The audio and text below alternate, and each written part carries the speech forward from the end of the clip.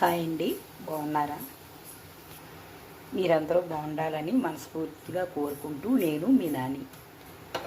పిల్లలు చపాతీలో కూర వేసుకోరు కదా, పంచదార వేసుకుంటారు. వాళ్ళు పారబోసుకోకుండా పంచదారతో చపాతీ ఎలా చేయాలో చెప్తాను చూడండి. నాని రోజుకి చిన్న పెద్ద వీడియోలు పెడుతుంది కదండి, సబ్స్క్రైబ్ చేసుకోవాలి కదా, నానికి ఎంకరేజ్ చేయాలి కదా. ఇలా ఇలా వెళ్తాయి మొత్తం.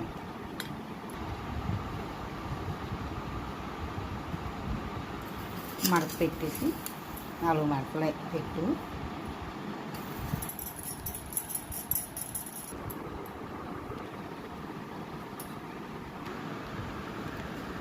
పిండిలో కలిపితే బాగోదు కదా, ఇలా వేసామంటే ఇది మధ్యలో కరిగిపోయి పిల్లలకి స్వీట్గా కనిపిస్తుంది. కింద జల్లుకుండి పని ఉండకుండా తింటారని ఇలా ట్రై చేశాను.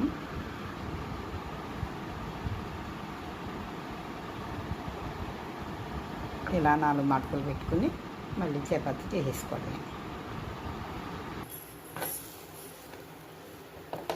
ఈ పద్ధతి బాగుంటే ఒక లైక్ ఇవ్వండి, సబ్స్క్రైబ్ చేసుకోండి. ఇలా మీ పిల్లలకు కూడా తయారు చేసి పెట్టండి.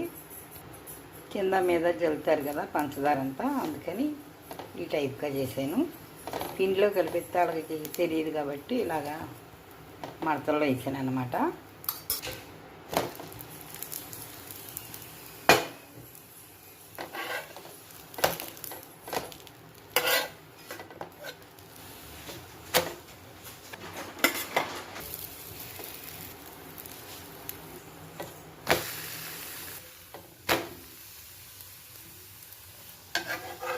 ఈసారి చిన్నపిల్లలకి ఇలా తయారు చేసి పెట్టండి.